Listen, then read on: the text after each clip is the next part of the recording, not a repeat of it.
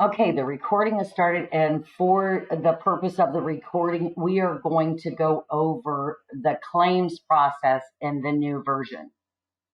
So one of the first things that everyone has to know about the new version is that you, in your current system, you could actually mark up a claim as paid and never set up an award or appropriations. In the new version, you do have to set up an award, and under that award, you must have one fund source at least. Okay. So that's the first thing that everyone needs to know that's different from the current version. So I'm going to go into grant tracking, and I've actually set up a test to grant. I think it's test 1. And I'm going to show you what I did. So first of all, my budget. So I have an awarded amount of $6,200. So let's go look at my budget. And basically, this is a multi-list. And the other thing I love about the system is it tells you what type of section you're actually in. So I like that. I'm going to go back to my grant list. And as you can see across here, again, you have hover buttons. And you can even go to the previous form. This is the last form, so it only shows a previous. But do you have a previous index? That's the way the application works, the way the grant works. What I like about it is you don't have to use your back button any longer. Again, this avoids back, and it takes more time. You can just click on the grant list and get back to here. And again, this is your form type, so it's very important to let you know how it's actually set up, and mainly the last one. You want to make sure you know that when you're looking at a budget that it is at the grant level set up as grantor edit only. That is what gives you that negotiation button, and that ensures that no one on the external side on this grant can actually edit it. You have to negotiate it back. So that works very similar, but this is what I like about it. You just automatically know how your forms are set up, and you can go look at the funding opportunity and change them. But this is key, I think. Okay, so then the next step, once you award, of course, is setting up your appropriations. So what I did for this particular test grant is I wanted to show you with 2 fund sources. Doesn't matter what they are, but just more than one. Because now you can set them for a priority or a percentage. In this case, I set it up for a priority. If that's the case, you can't do both. You can't say I want a priority of 1 and 2 and a percent of 50-50. You can either use the priority or you can use the percent. So in this one, I'm truly setting up as a priority 1, which means that I want to use this amount up before I start on this amount. Okay. So I'm using like 2021 money before 2022. You can set it up however you want, but this is new. So that's what you need to know. And it's there when you click edit your fund sources and when you commit. That's when you're going to set it up. If I set it up for, say, 50-50 or 70-30, they would both be a priority 1, and then you would set it up for 70% and 30%. And the reason why we are doing this is because the system will help you when you go to apply the funds. So with that being said, I'm going to leave this as is with a priority of 1 and priority of 2. I committed my funds. As you can see, I haven't expended it. So now I'm going to go look at a claim. So I'm going to click on claims, and I have one in submitted status. This also would show on your dashboard as well. So when you click on the ID, you receive a view just like you did in your current system, right? That is no difference. And here's your approval. I've set this up so my funding opportunity, I went back to my funding opportunity, I set it up for 2 levels of approval. Now, because I'm logged in as a system administrator, it's going to let me do this, but I wanted to walk you through it. This is exactly the same as the current version.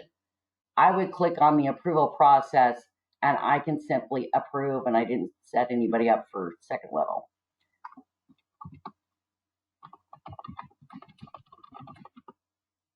And my notify next. Let's go set someone up. So I'm going to go set up, let's see, we'll set up Cassie.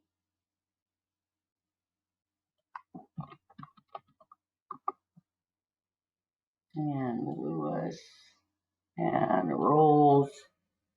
And I'm going to edit this and I'm going to set it up for claim level 2. I hope this is working. Let's go check that just to make sure.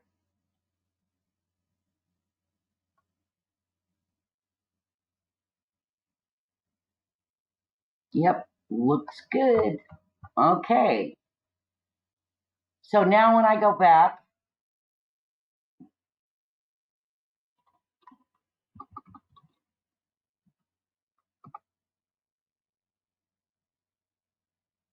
and I look at my claim, and I click Edit Approval, now I have Cassie in my Notify Next, and she is my last level. And again, you have to go to the funding opportunity. The system will no longer default by program errors. So the funding opportunity and, of course, the role privilege is what's driving your approval process.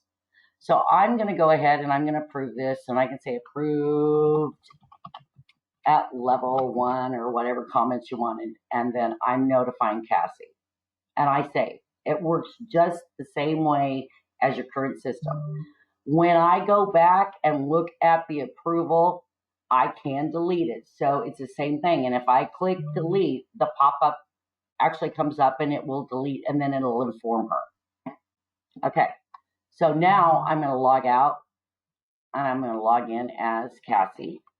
I think it's C. Lewis 1.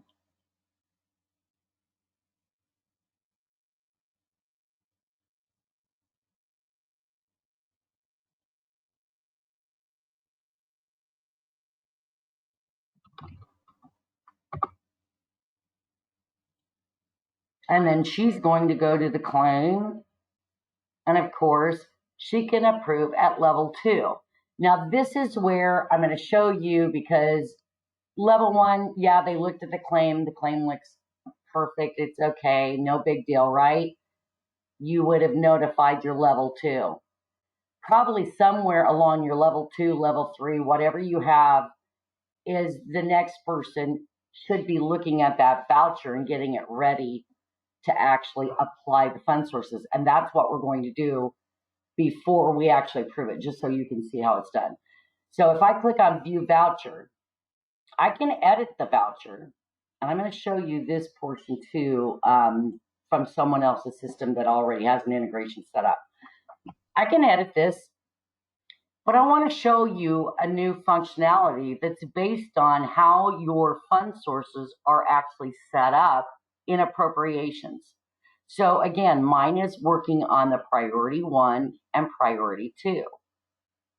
So if I have expenses this period of $200 and these fund sources are set up this way, it should never touch priority 2 until I go over that $6,000 that I committed in that fund source. And the way I do it is, yeah, I can do it manually, or I can come over here and I can click Apply Fund Sources. And when I click Apply Fund Sources,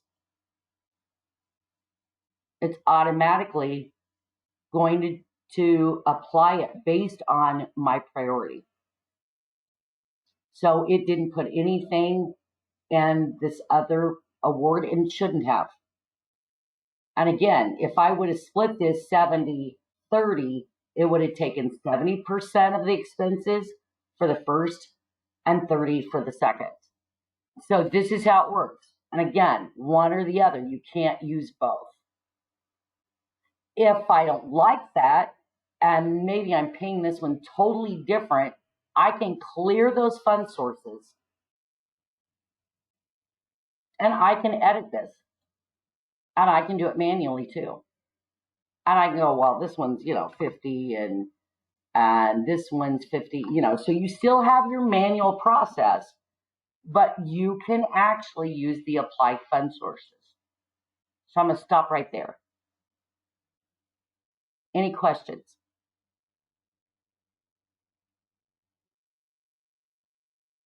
No? Okay. So I'm going to back out. I'm going to apply them. And again, off of the award 1. And then, of course, whoever is probably level 2 or level 3 that's actually going to complete the voucher would go on and approve that claim. Whoops.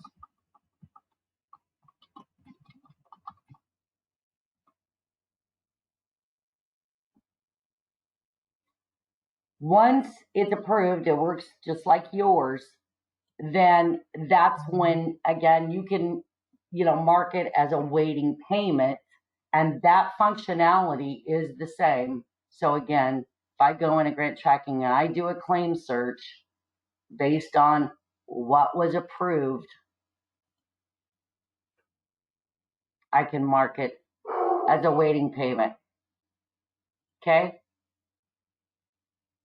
And then you are ready truly to let I3 pick it up. I want to show you something from another system that's on the new version that has an integration, and how that voucher will look once you actually have paid it.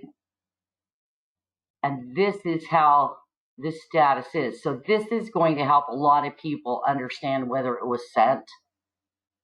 Once it's paid and comes back, it's processed. But this is where your sent is. You know how you can do a search on sent? This is now in here, and it will tell you if it was sent, any integration comments, and some of this, of course, has to be set up in your, your file. But this is kind of how you can, you can see, or anyone for that matter can go in and look and see what's going on with that integration. There's also a report that will let you know as well. So that's kind of how the new system will function. So let's hear some comments. Again, any questions?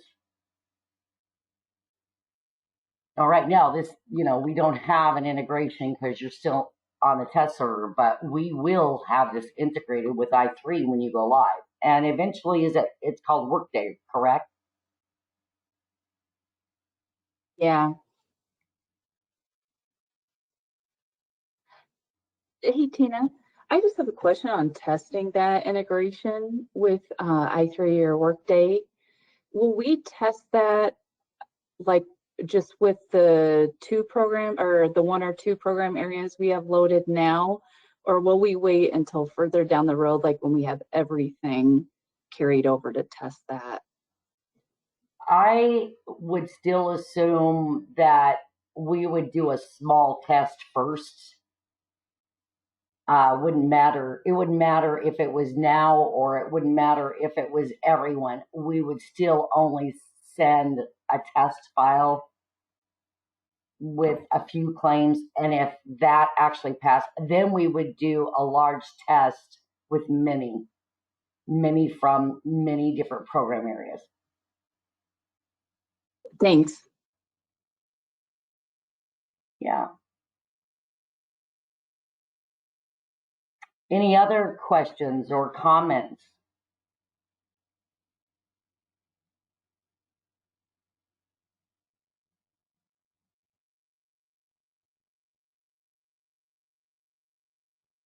Does everybody like the new options?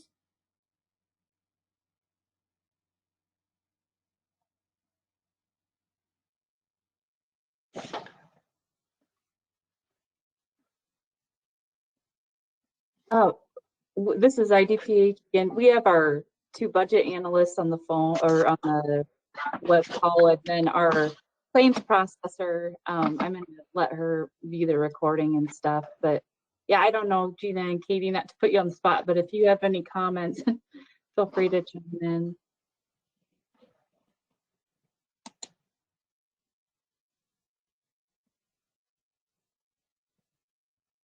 Okay, well, I'm going to stop the recording if there aren't any questions on the claim integration, because that's what the recording is about. And like I said,